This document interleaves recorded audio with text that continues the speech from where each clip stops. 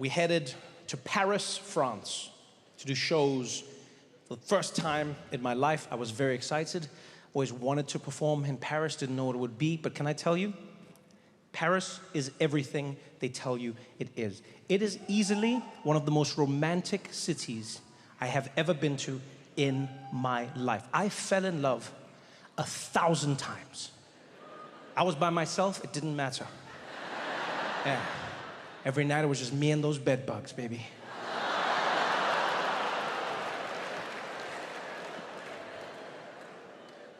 I really enjoyed Paris because, you know, I got to meet Parisians in person. You know, not stereotypes, not things that you're told about them. No, actually meet French people, learn about them from them. And I learned some truly amazing things. For instance, the French have a very different relationship with work than the rest of us, right? In that they don't give a shit about it. Which honestly I found inspiring. Yeah, I feel like a lot of us have become a little too attached to our work, you know? We identify with our work. Have you ever asked somebody just randomly, be like, hey, tell me about yourself? And they'll be like, well, I'm an architect, and tell me about yourself. Well, you know, I own a hair salon, and tell me about yourself. Well, I'm a teacher, and tell me about yourself. And people will tell you about what they do. You know, it's become the thing that people focus on. The French don't do that. No. You'll never meet a French person who does that. You go up to a French person, you'll be like, excuse me, what do you do? Be like, oh, me, I go for walks with my friends, and, you know, I like to, eat good food, and you're like, no, what do you do for a living? It's like, for a living, pardon, okay, for a living, okay, no, I breathe, and, you know, I drink water, and, you know, of course I have to make love, you know, It's just a different way to be, man. You know, not being so attached to your work. It was lovely. I learned this because when I flew to Paris, my luggage was lost, right? Yeah, landed in the airport and bags were gone, didn't arrive. I discovered this obviously at the carousel, which is one of those shitty things that airlines do to you. Right? They know your bags are not coming. Yeah, they know where your bag is every single moment. But they don't tell you. They let you stand there like an idiot with hope in your heart. They could literally come to your seat before you take off and just be like, it's not coming. Spoiler alert. But they don't. They let you take off with all that joy like an idiot. Whee! I landed in Paris. I thought it was the beginning of a great trip.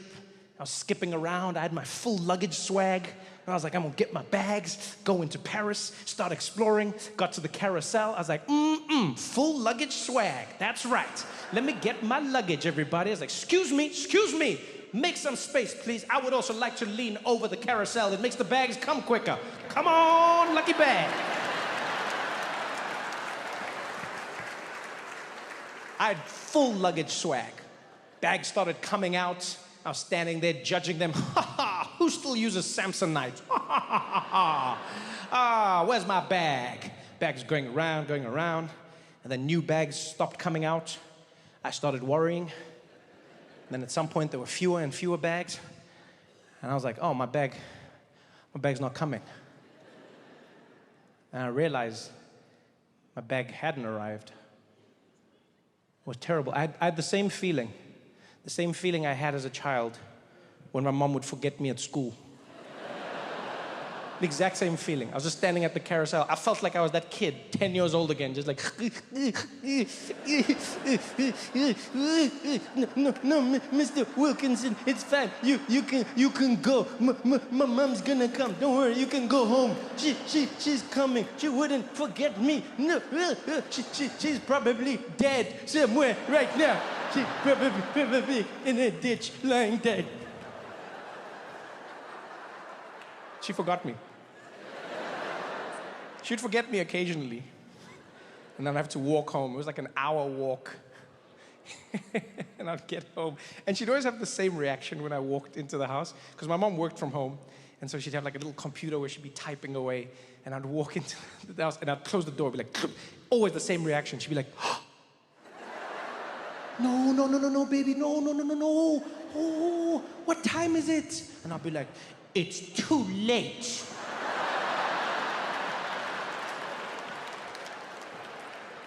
I'm not gonna lie, I hated being forgotten at school, but I savored those moments. I savored, because it wasn't any sweat, to be honest. Like, I liked walking, you know. It's not like I was stressed on the walk.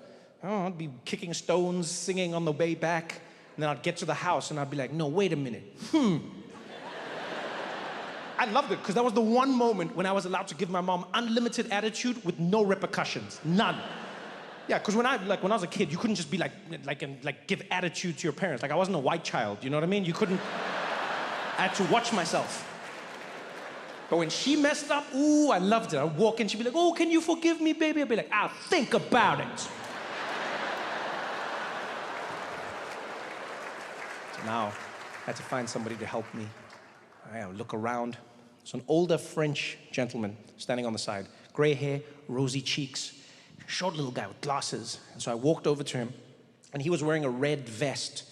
And in French, it read, information. And then underneath in English said, information. I was like, phew. Bonjour, hello, hi. He's like, oh, hello, bonjour. I said, English, French? He said, English? Yeah, oui. I said, okay, could you help me, please? My luggage didn't arrive. I would like to know, what do I need to do? He's like, oh, the luggage didn't come. If you go find for that one, maybe you can put you, because different flight airline can be put on different ones. So you have to try to maybe go different. Maybe they will come in for tracking, look inside the app, and that one you can really find for you, because it's not the more different ones, because we are not in control with the airport, but these different ones they are putting in for the airline, they are in control, so maybe you can choose for that one. I was like, okay. All right, let's try French. Let's see what happens. Finally, we figured it out. He sent me off to a special area where you go and, I guess, make a report. And when I get there's another French guy who's behind the counter, much younger, right? He was like maybe Algerian, Moroccan of descent, very French, cool guy. And he's behind the counter helping someone. He's like, okay, thank you very much, thank you, next please. And I walk up and like, hey man, he's like, hey, what's going on, my brother? How are you, man? What's up with you? What's up? I was like, I need your help, please. My luggage, it didn't come, it's lost. He's like, oh no, dude, your luggage didn't come. Oh man, did you look for it? So what? Yeah, that's the first thing I did. What, you think I'm just here for company? Of course that's what he's like, oh no, just checking, okay, so the bag is gone, it's totally, I'm like, yeah, it's gone. He's like, oh man, that sucks, man, I'm so sorry for you, man. That's terrible. Yeah, so what do you want to do now? So what do I want to do? I said, well, I would like you to do something, like can we like make a report or something? He's like, okay, yeah. You want to make some paperwork or something? It's for your insurance, so they can pay you for it. I said, no, it's so that you can find it and bring it to me. He's like, oh no, don't worry, man, don't worry. We are not going to find it. No, man. No, don't worry about that. No, you know, it's Paris, man. When the bags are gone, they're probably gone. Yeah, they don't ever pop up. Sometimes if you are lucky, but if it's not here by now, it's probably gone, you know. It's Fridays, there are some strikes, you know. Just you can leave. Don't even stress yourself. You can go. It's like, don't even stress myself. Yo, this is my luggage. This is like all my clothes. He's like, yeah, but you are in Paris. You need clothes? This is Paris, man. Come on, Paris. Go and buy some clothes. What's wrong with you, man? Chill. He was so confident. He made me feel like I was wrong. Like, I doubted myself. I walked away and I was like, am I wrong? Am I too attached to my luggage? He wasn't lying. Paris does have a great selection of clothing. I had to go and buy clothes because I had nothing for my shows, for anything.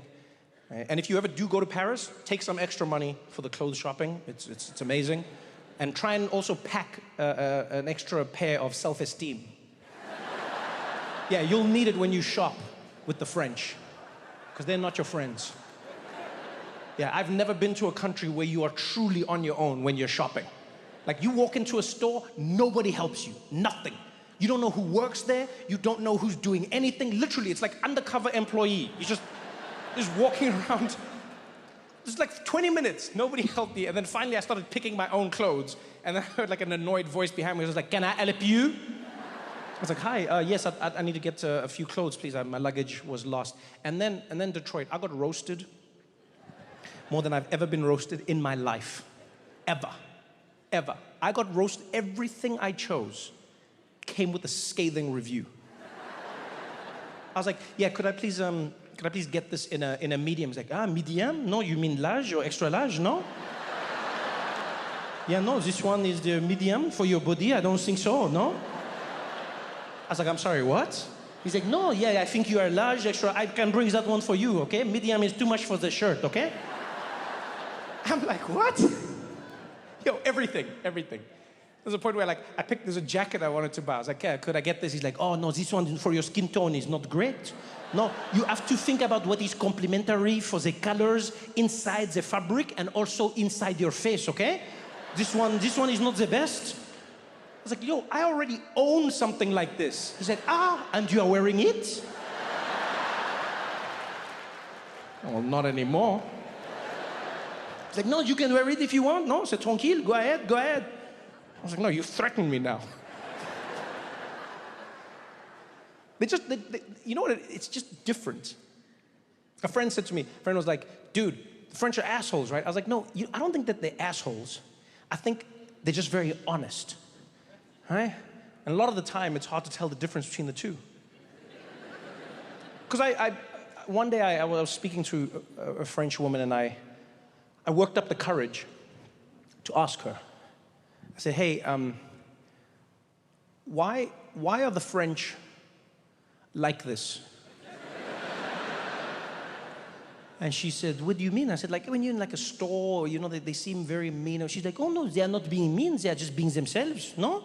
You know, maybe because you are used to coming in a country where people are, you know, they are so afraid that you are not going to tip them, that, you know, they are all on top of you. Can I help you? Can I help you? But in France, we are making sure that everybody is getting like a good salary, a good wage. So we are not, you know, so stressed about that, huh? You know, in America, it's like, oh, the customer is king, But in France, you know what we do to kings. So, you know, it's not the same here.